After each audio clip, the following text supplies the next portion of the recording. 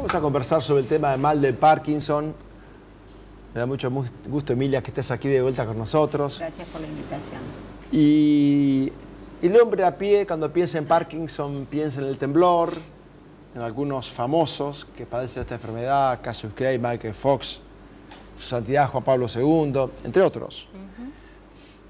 Y sabemos que allí, hace como casi 200 años, James Parkinson identifica esta enfermedad, pero para aquellos que nos escuchan en todo el país, una explicación sencilla: ¿qué es el mal de Parkinson?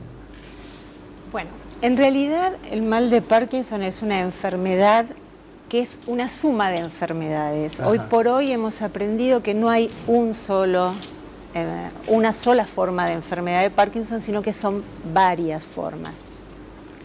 Lo típico, lo característico, lo que hemos aprendido hace muchos años en la Facultad de Medicina, era que era puramente una enfermedad de tipo motor, o sea, el hecho del temblor, de la rigidez y de la bradicinesia, que quiere decir la lentitud en el movimiento.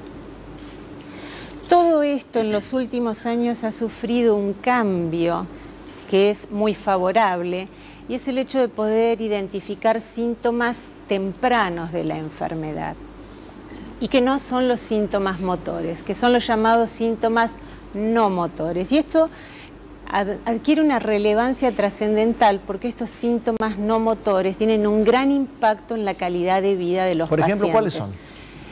Van desde síntomas de aspectos psiquiátricos, como por ejemplo la depresión, la apatía, la anedonia, y entiéndase por apatía o anedonia esa pérdida del sabor, del gustito, del placer de las cosas diarias de la vida. Como un desgano. Como un desgano. Lo que la familia, cuando concurre a la consulta, nos dice: no se interesa por nada, todo le da igual. En realidad no es una cuestión voluntaria, sino que es parte del cortejo sintomático de esta enfermedad. Y algo muy interesante es que estos síntomas no motores pueden preceder por muchos años a la aparición de la tríada clásica del temblor, de la rigidez y de la lentitud en los movimientos.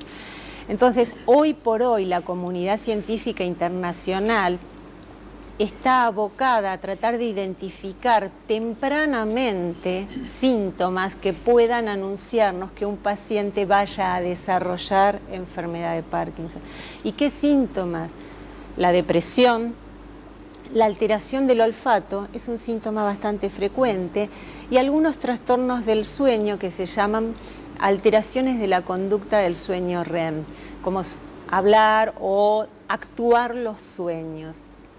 Se dice que el paciente que tiene alteración del olfato, o el individuo que tiene alteración del olfato y alteración de estas conductas del sueño REM, tiene una alta predisposición a desarrollar en años futuros la tríada sintomática posiblemente. Quiere decir que un paciente puede no tener ningún temblor y tener Parkinson.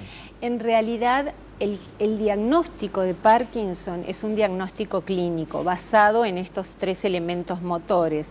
Pero lo que podemos decir es que un paciente puede no tener temblor, o no tener dos de los tres síntomas motores, y ya tener síntomas precoces o premórbidos que puedan estar anunciando que en algún momento va a desarrollar el cortejo sintomático completo. No sé si esto es claro. Perfecto.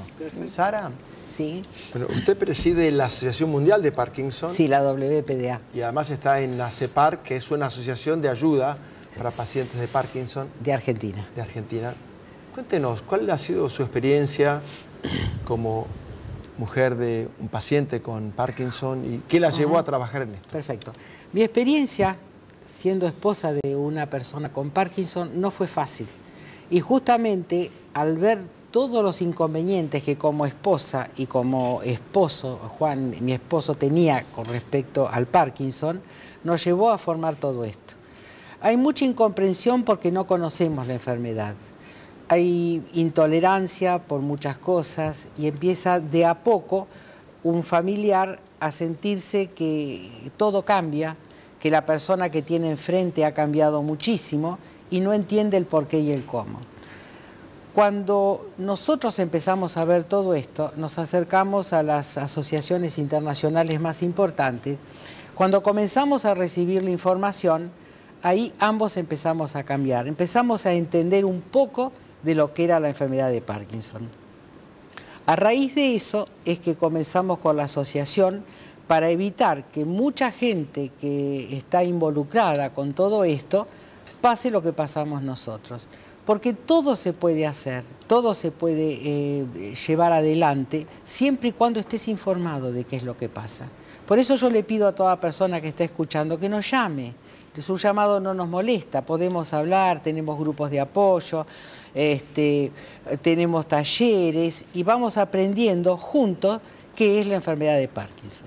Lo vamos a poner en cámara, luego en pantalla todos los teléfonos, los datos. Doctora Gatto, me pongo en la piel de un televidente, una televidente, un familiar que nos está viendo en todo el país en este momento y dicen, estamos con diagnósticos imprecisos, mi marido, mi mujer, mi hijo, mi yerno está desganado, poco depre, no duerme bien. ¿Qué tiene que hacer una persona desde su lugar para dar los primeros pasos e identificar? Casi 70.000 argentinos tienen esta enfermedad, esta discapacidad? Luego le voy a preguntar a Sarita sobre esto. ¿Qué hay que hacer? ¿Qué es lo primero que usted le recomendaría? Bueno, en realidad lo primero es la asistencia o la consulta con el profesional del área específica. Un neurólogo. Un neurólogo. Y en la Carta de Derechos de los Pacientes con Enfermedad de Parkinson se postula que el neurólogo que atienda a esta población sea un especialista a su vez en trastornos del movimiento y en enfermedad de Parkinson. ¿En los hospitales públicos hay neurólogos, colegas, expertos en Parkinson? Sí, por supuesto que sí. Hay en hospitales públicos, en hospitales universitarios, gente de primer nivel, excelentemente, formados, capacitados y con todos los recursos para asistir. Primer paso, ir al neurólogo. Ir al neurólogo. El otro tema que también es importante, y esto quiero dejarlo bien en claro, nosotros muchas veces podemos hacer un diagnóstico, digamos, premórbido, diciendo, bueno, este paciente en un par de años va a desarrollar la totalidad de los síntomas de la enfermedad de Parkinson.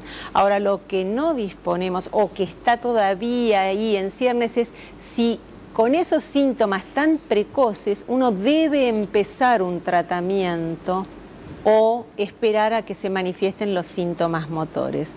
De una u otra manera, hoy por hoy, se están investigando la búsqueda de marcadores biológicos que nos puedan confirmar la existencia de esta situación para poder iniciar un tratamiento lo más tempranamente posible, porque esto ha sido demostrado, o sea, el hecho de que cuanto más precozmente se inicie el tratamiento, mejor va a ser la evolución de los pacientes.